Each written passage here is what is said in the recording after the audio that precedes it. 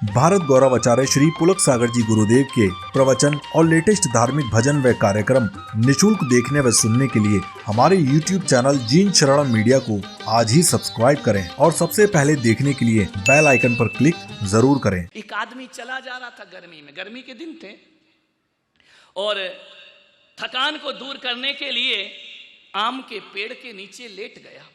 जैसे ही लेटा वृक्ष की तरफ नजर गई, छोटे छोटे आम लटक रहे थे।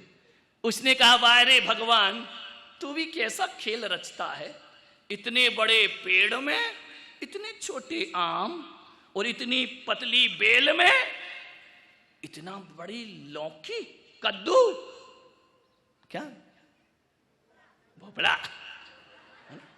पतली सी बेल, इतना बड़ा भोपड़ा, है ना, वो मजबूत पेड़, इतने से फल। सोच रहा था, अचानक नींद लग गई, टप से एक आम गिरा नाक पे, नाक पकोड़ा बन गई।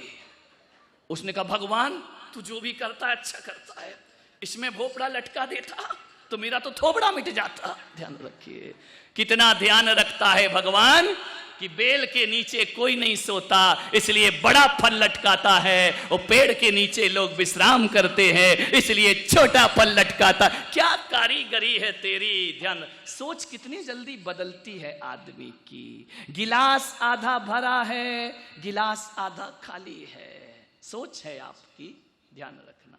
सेठ कुविचारों में फंस गया। एक फकीर था, रोज नमाज अदा करता था 5 टाइम की, मस्जिद में बैठकर।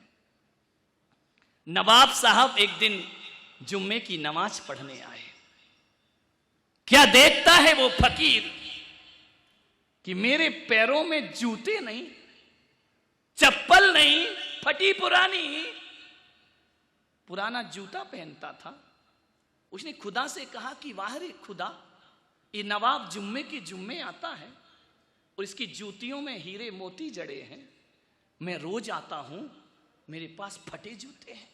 क्या करता है तू खुदा, कम से कम अपना तो ध्यान रखा कर। मैं 5 टाइम की नमाज पढ़ता हूं, फटी जूतियां, और ये जुम्मे के जुम्मे आता है, हीरे मोती जड़ी जूतियां। इतना सोच ही रहा था कि क्या देखता है, मस्जिद की सीढ़ियों पर एक आदमी आ रहा है, हाथ के बल चढ़ते हुए, उसके दोनों पैर नहीं हैं। उस फकीर ने सोचा कि वाह रे खुदा, मैं तो अभी जूतियों पर सोच रहा था, तेरा कितना रहम है, तूने पैर तो दिए हैं, इस आदमी के पास तो पैर भी नहीं है। ध्यान रखना मान्यवर, उस फकीर की सोच बदल जाया करती है। इस प्रभु की दुनिया में जो कुछ मिला है उसकी कीमत समझो मेरे भाई। मैं जूतियों को रो रहा हूं, इसके पास पैर नहीं, फिर भी तेरे दर पे आ रहा है। मान्यवर, सेठ चिंता के चुंगल में फंस गया। मेरे बच्चों के बच्चों का क्या होगा। सूख के कांटा हो गया, दुबला पतला हो गया। ना मंदिर में मन लगता, ना घर में मन लगता, ना परिवार में मन लगता। सेठानी ने कहा, सेठ जी क्या हो गया तुमको। बोले, कुछ नहीं पता भाग्यवान, मन नहीं लगता मेरा। ऐसा क्या हो गया, कल तक तो बड़े आनंदित थे। बोले, बस एक चिंता मुझे खाए जा रही है कि मेरे बच्चों के बच्चों का। सेठानी ने कहा, छोड़ो ना, कर लेंगे वो, तू ज्यादा ज्ञान मत बांट मुझे। मेरे बच्चे और उनके बच्चे, मुझे कुछ करना था अपनी जिंदगी में। सेठ बहुत बीमार हो गया। एक दिन सेठ कहीं जा रहा था, रास्ते में उसका मित्र मिला। उसने कहा, सेठ जी क्या हाल बना रखा है, कुछ लेते क्यों नहीं। बोले, बहुत सी दवाइयां ली। कौन बोला, हमदर्द का टॉनिक सिंकारा। ध्यान रखिए। बोले, कुछ लेते क्यों नहीं सेठ, ये क्या हाल बना लिया तुमने अपना। सेठ ने कहा, बहुत टेस्ट कराए, ब्लड टेस्ट हुआ, रिपोर्ट नॉर्मल, यूरिन टेस्ट हुआ, रिपोर्ट नॉर्मल, सोनोग्राफी हो गई, रिपोर्ट नॉर्मल। अरे बोले, ताई ने जितने भी यहां कैंप लगाए सबकी जब रिपोर्ट देखी तो नॉर्मल। अरे तो बोले डॉक्टर को बीमारी पकड़ में नहीं आ रही है। उस मित्र ने कहा कि सेठ, लगता बीमारी तेरे तन में नहीं है, बीमारी कहीं और है। सारी रिपोर्ट नॉर्मल आ रही है तो फिर सूख के कांटा क्यों हो रहा है, इतना दुबला क्यों हो रहा है, इतना सूख क्यों रहा है? सेठ ने कहा यही तो पता नहीं चल रहा है, हर रिपोर्ट नॉर्मल है, कोई बीमारी नहीं है मुझे, लेकिन फिर भी शरीर में अब ताकत नहीं रह गई है। मालूम है, उस सेठ से उस मित्र ने कहा अपने यहां एक महाराज आए हैं, उनके पास चला। अरे बोले पागल, दिमाग खराब, बड़े बड़े मेडिकल में जांच करा ली, सारी ले ली, एलोपैथी ले ली, आयुर्वेदिक ले ली, होम्योपैथी ले ली, कहीं फायदा नहीं हो रहा। वो महाराज क्या करेगा?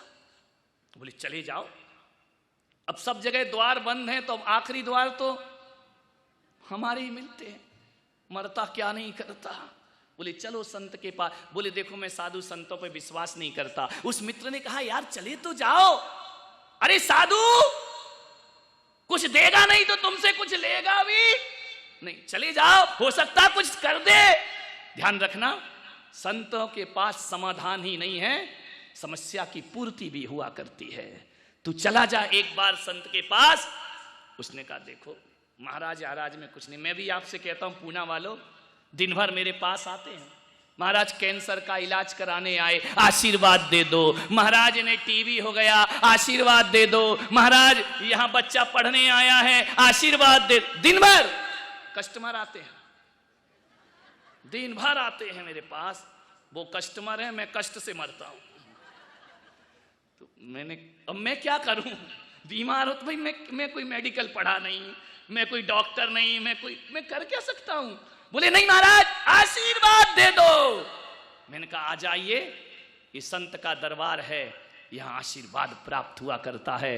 और एक बात ध्यान रखना पूना वालों, ना तो मेरे पास एलोपैथी है, ना मेरे पास होम्योपैथी है, मेरे पास एक पैथी है जो अभी अभी चली है, ना मेरे पास फिजियोथेरेपी है, ना मेरे पास कोई जांच की मशीन है, ना एलोपैथी रखता हूं, ना होम्योपैथी रखता हूं, मैं पुलक सागर केवल सिंपैथी रखता हूं। आओ तो इससे अपना इलाज।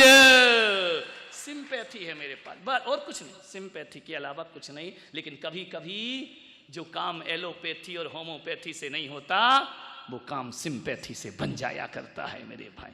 मेरे पास सिंपैथी के अलावा कुछ नहीं है।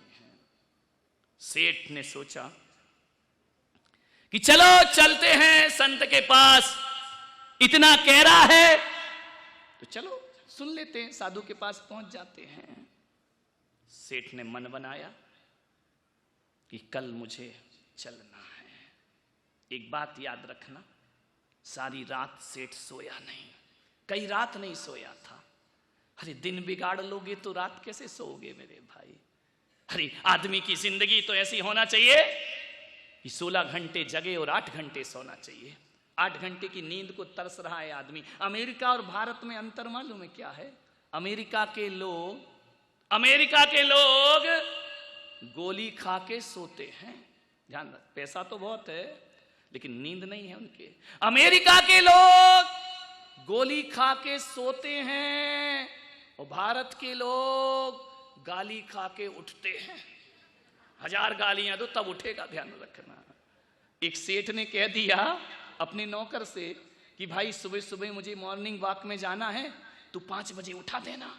नौकर ने कहा ठीक है सेठ जी, उठा दूंगा। 5 बजे, सेठ जी उठो, 5 बज गए, मॉर्निंग वॉक में जाना है। सेठ ने कहा रुक जा। यूं करवट लिया, सेठ इस तरफ हो गया। 8 बजे नींद खुली। नौकर का क्यों रे, तूने उठाया नहीं, मुझे घूमने जाना था। बोले सेठ जी आप तो घूम के भी आ गए। बोले घूम के आ गया? बोले आ गए। बोले क्यों? बोले 5 बजे मैंने उठाया था, आप ऐसे से ऐसे घूम गए। तो मैंने समझा बड़े आदमी हैं, इससे ज्यादा क्या घूमेंगे। ध्यान रखिए आदमी की, इससे ज्यादा तुम घूमेंगे भी क्या, हो गया मॉर्निंग वॉक, आपने एक करवट तो ले लिया। विचार करिए, भारत के लोग गाली खा के उठते हैं, बड़ी सुकून की नींद है।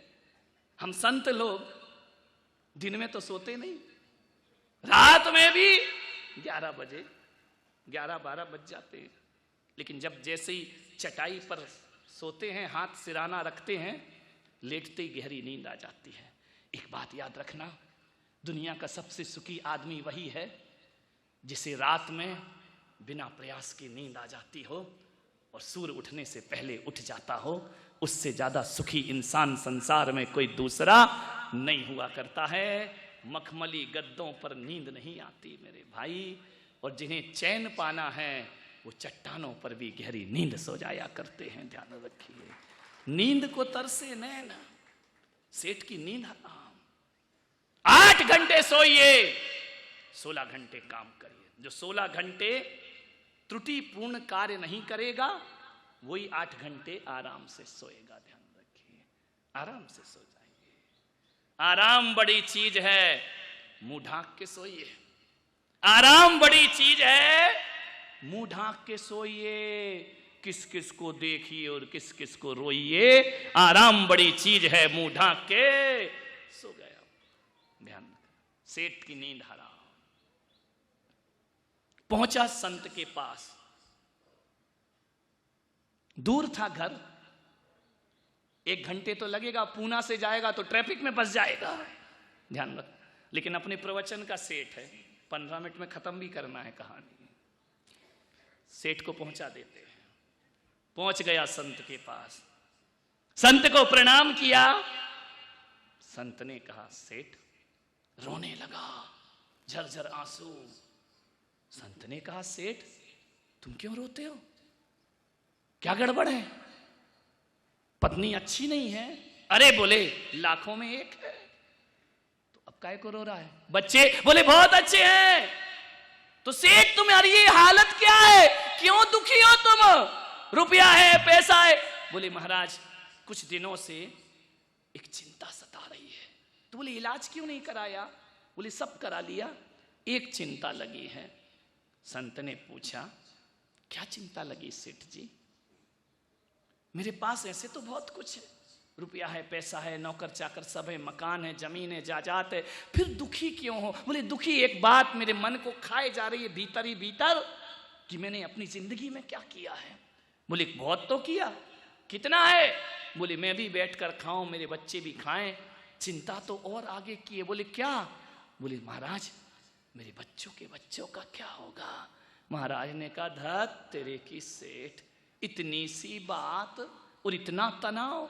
अरे बोले महाराज इतनी सी बात नहीं है, तुम्हारे तो आगे कोई नहीं, पीछे कोई नहीं, ओ घर बाबा, न बीवी न बच्चे, हमारी तो गृहस्थी है, हमारे बच्चों के बच्चों का क्या होगा? संत ने कहा कुछ नहीं होगा, मैं व्यवस्था कर, तू 3री पीढ़ी की सोच रहा है, मैं 7 पीढ़ी की व्यवस्था कर दूं।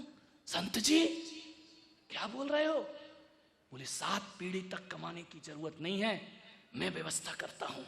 बोलो महाराज, बोलो बोलो, आदेश करो, मेरी जिंदगी को बचाओ, मैं शांति से प्राण छोड़ सकूं। संत ने कहा थोड़ा काम, अरे आदेश करो, किसी तीर्थ पे कमरा बनाना है मैं बनवा दूंगा, कोई धर्मशाला बनवाना है मैं बनवा दूंगा, मंदिर बनवाना। अरे संत ने कहा ये बकवास बंद कर, ये मंदिर धर्मशाला तू इतनी बड़ी समस्या लेकर आया है, समस्या इतनी बड़ी है भी नहीं, एक रास्ता बताऊंगा, तेरी 7 पीढ़ी की व्यवस्था हो जाएगी।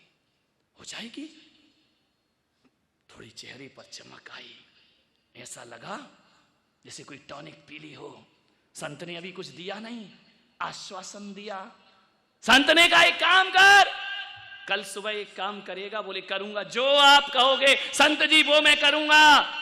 संत ने कहा एक काम कर, कल सुबह तेरे गांव के बाहर एक झोपड़ी में एक बुढ़िया रहती है, कल सुबह उठ के प्रातः काल 1 थाली भोजन उस बुढ़िया को दे देना। बोले 1 थाली भोजन? उस बुढ़िया का कमरा वमरा बनवा दूं? अरे संत ने कहा नहीं, उसको झोपड़ी में ही रहने दे, कमरे वालों की हालत हम देख रहे हैं, उसको आराम से रहने दे झोपड़ी में। जा 1 थाली भोजन दे। बोले 1 थाली भोजन में सारी 7 पीढ़ी? अरे बोले 7 पीढ़ी सुधर जाएंगी, बस 1 थाली भोजन दे के आ जाना, कर लेगा? अरे महाराज आदेश करो। उस रात सेठ गया, उसे एक साहस मिला, उसे लगा कि यार अब तो समस्या का एक थाली भोजन, मैं पागल कहां पड़ा हुआ था, इस संत ने व्यवस्था कर दी। रात सोया, बड़ी गहरी नींद आई।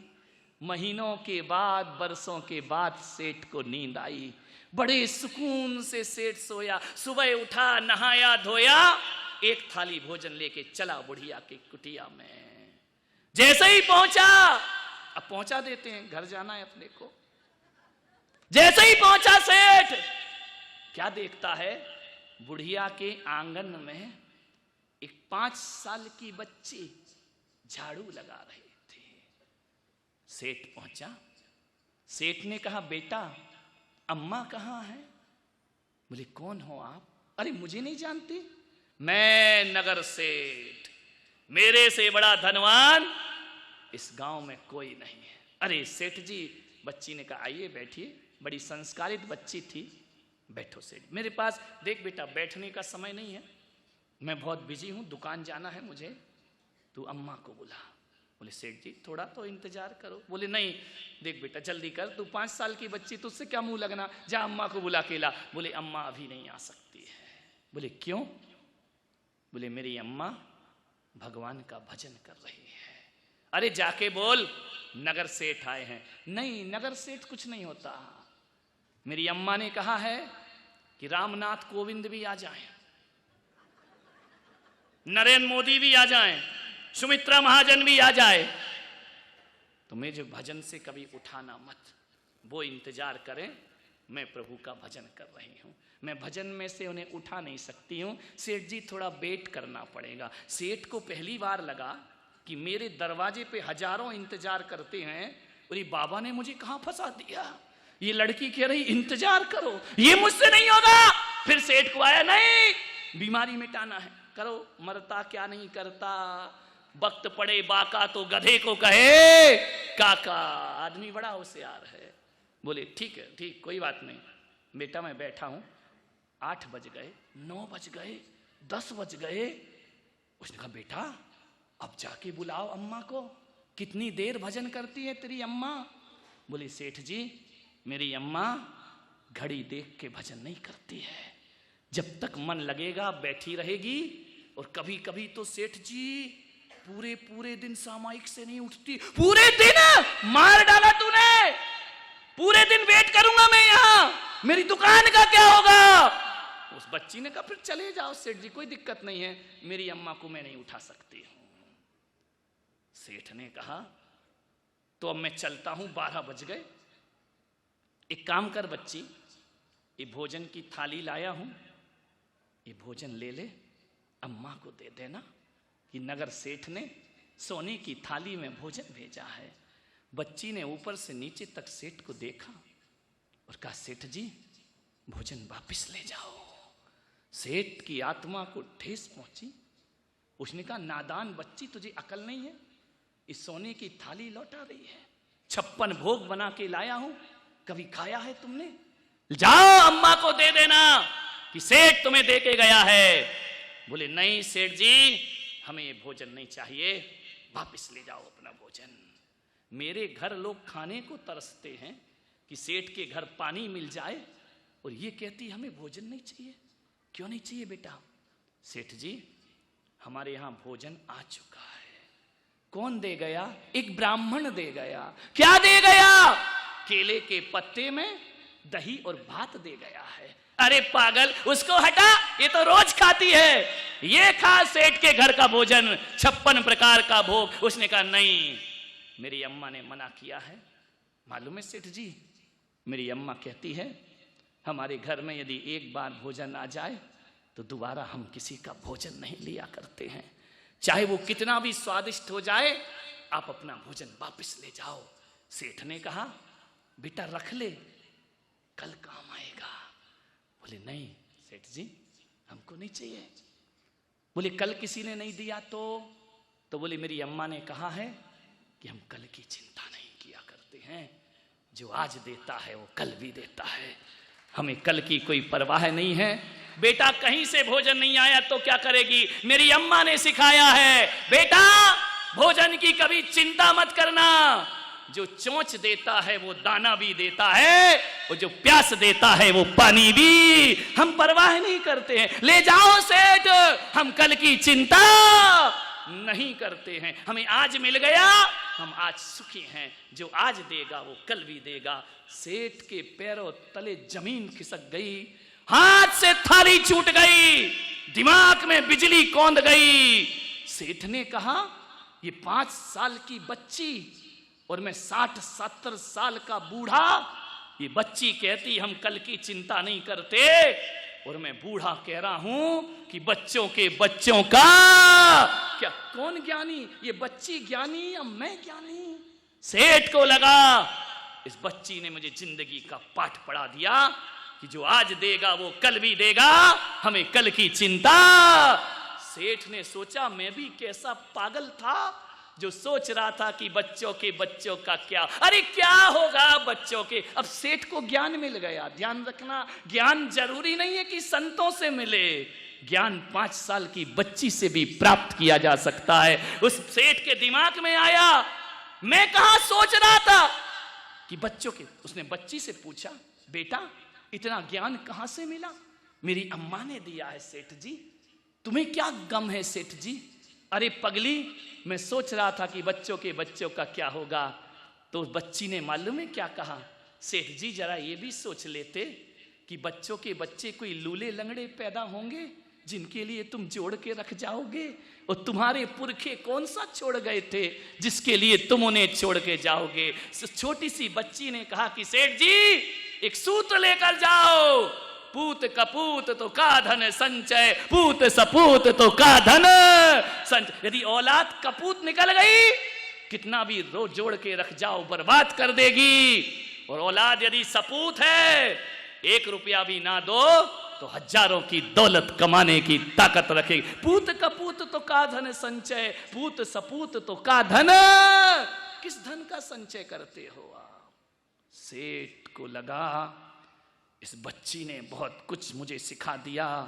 महल सोने का मिट्टी पे खड़ा होता है, और एक दिन वो महल मिट्टी में मिला होता है, और वजन इंसान का तराजू से तौलने वालों, आदमी तन से नहीं, आदमी मन से बड़ा होता। तन का वजन क्या तौलते हो? मन से बड़ा होता है आदमी। अमीर कौन होता है?